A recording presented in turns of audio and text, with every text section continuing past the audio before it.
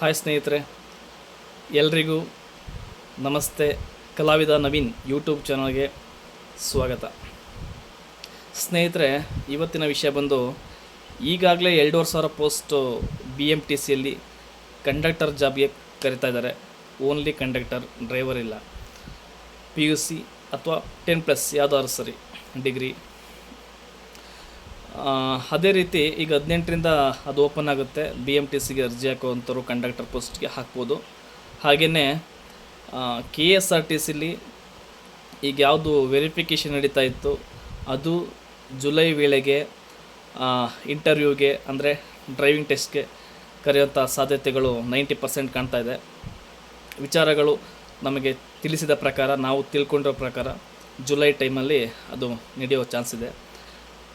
ಹಾಗೆಯೇ ಮತ್ತೆ ಹೊಸ ಅಪ್ಲಿಕೇಶನ್ ಡ್ರೈವರ್ ಕಮ್ ಕಂಡಕ್ಟರ್.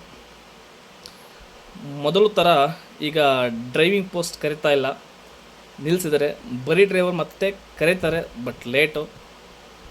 ಈಗ ಮೊದಲ ಆದ್ಯತೆ ಅರ್ಜೆಂಟಿಗೆ ಬೇಕಾಗಿರೋವಂಥದ್ದು ಈಗ ಹೊಸ ಬಸ್ಗಳೆಲ್ಲ ಬಂದಿರೋವಂಥದ್ದು ಫ್ರಂಟ್ ಡೋರ್, ನಾನ್ ಸ್ಟಾಪ್ ಗಾಡಿಗಳು, ಸ್ಟಾಪ್ ಕಡಿಮೆ.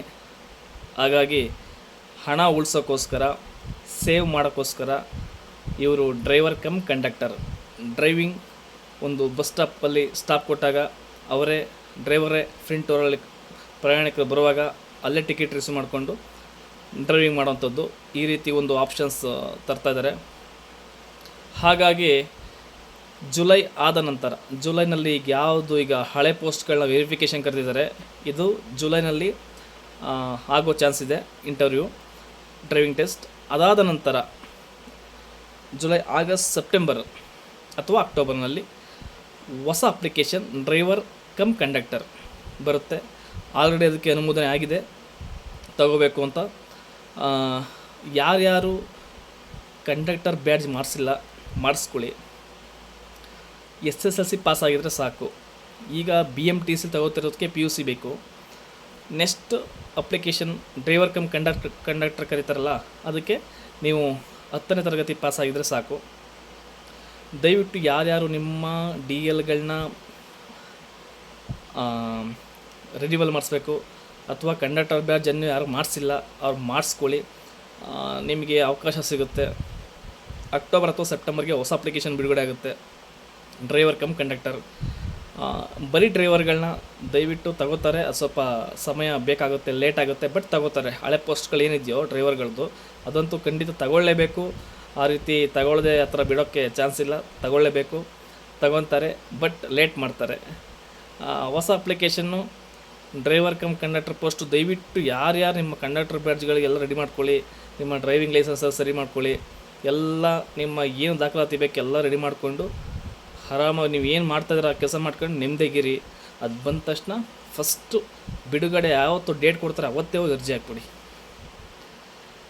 ಯಾಕೆಂದರೆ ಈ ಟೈಮಲ್ಲಿ ಕೆಲಸ ಸಿಗೋದು ತುಂಬ ಕಷ್ಟ. ಈ ಮಾಹಿತಿ ನನಗೆ ಕೆಲವೊಂದು ಕಡೆ ವಿಚಾರ ತಗೊಂಡು ನಿಮಗೆ ನೀಡ್ತಾ ಇದ್ದೀನಿ ಈ ಮಾಹಿತಿನ.